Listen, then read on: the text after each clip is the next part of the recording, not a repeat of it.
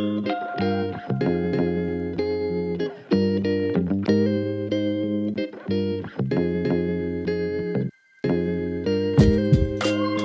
guys, Stevie Hall here. We're doing another project here at the TotalBoat headquarters focusing on tabletop epoxy.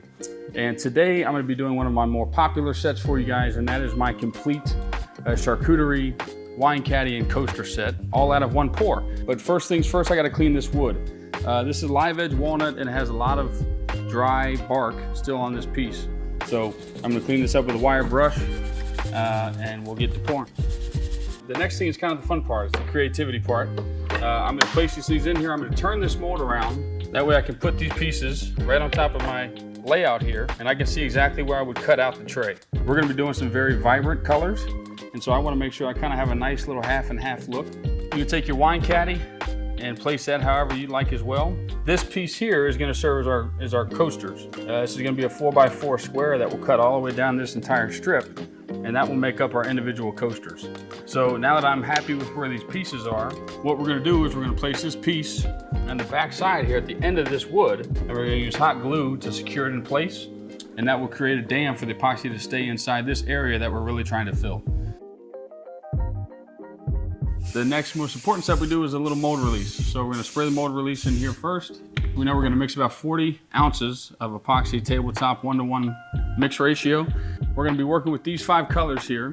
These are the fluorescent colors from Black Diamond. So when we mix the 40 ounces, we're going to mix it collectively in one big bucket. You can see here how it's pretty relatively clear, but when you start mixing it, you'll see it starts getting a cloudy substance in there. And that means that you've actually kick-started the activation. And so now the clock's ticking, and you can see that the more cloudy it is, the more activation is going on.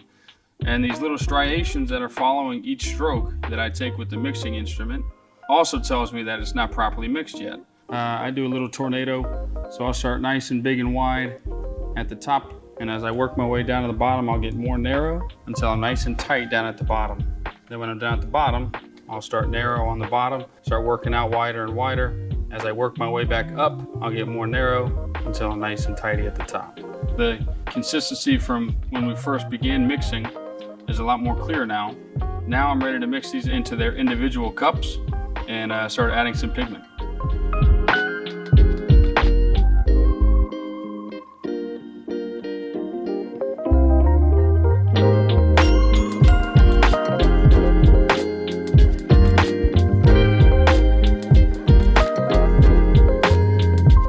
These have been set, and I can hold the cup and feel a little bit of heat coming off, which is a sign that it's activating and getting ready to set up.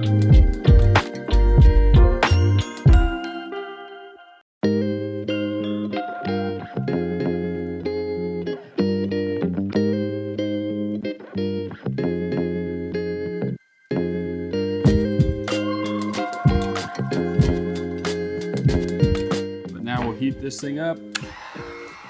Get rid of those bubbles that are sitting in there. Now we pop those, we'll let this sit, and we'll come back and add another layer later.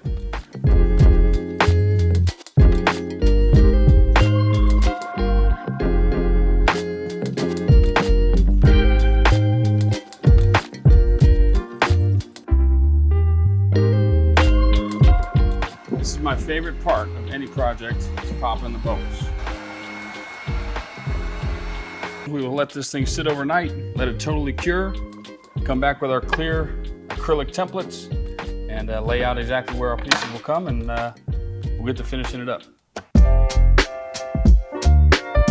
So it's been overnight now. This piece is cured. I am super excited to get this thing out of the mold.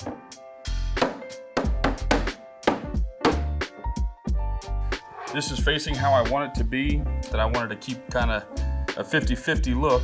Then I'll use this pencil and I'll mark out exactly where that mold is. This doesn't have to be exact right now because we're going to be putting it through the planer anyway, so all these markings are going to be removed. We're just trying to make sure that we cut off exactly what we need.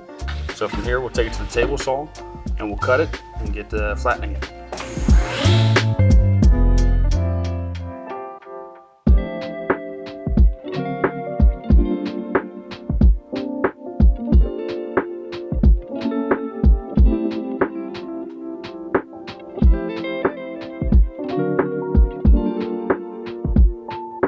now have this completely flattened out exactly how we want, to the thickness that we want. Now I'm going to put the templates on, trace, and then we'll get to work. And for this thing, guys, these are going to be the coasters. These are going to be 4" by 4" coasters. So right now I'm going to mark exactly where I want it to be from this edge of the piece of wood, 4 inches out, and then that will give me a good reference point to cut on the table saw and to cut my individual coasters from there.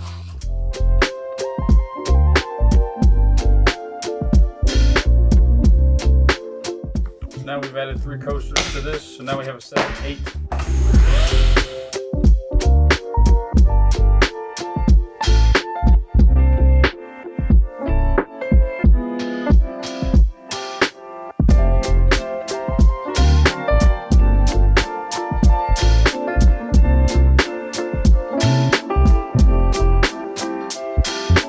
Now that I have these rough cuts, now I'll be able to secure the template to this top with using some hot glue, and we'll secure these to the tops of the templates we just secured. We use a flush trim router bit, and we'll run around and cut these things clean and precise.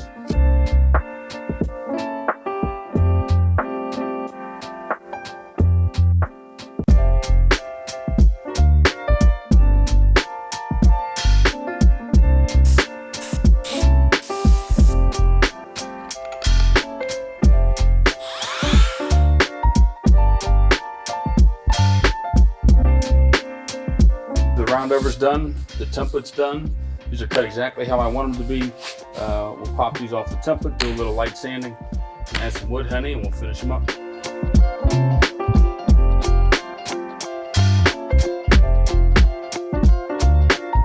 We have these things flattened, sanded, and exactly how I want. We got 7 coasters here that made the cut.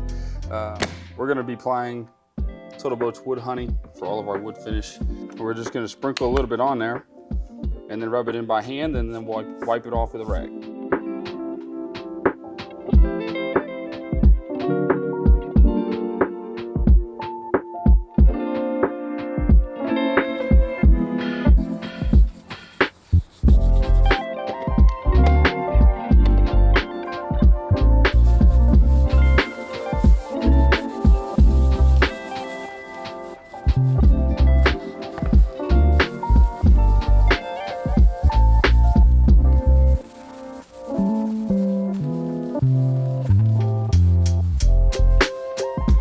There you have it. These are all the pieces we got from one single pour.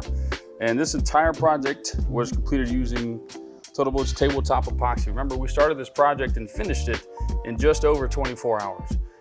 That's kind of why I love using tabletop the most, for its versatility and the speed that you can complete your projects. Then you add their wood honey for the finishing, and you get some really exquisite pieces here that will make a statement in anybody's home. So I encourage you to go out there and go to TotalBoat, find whatever you need for your projects, and you won't be disappointed.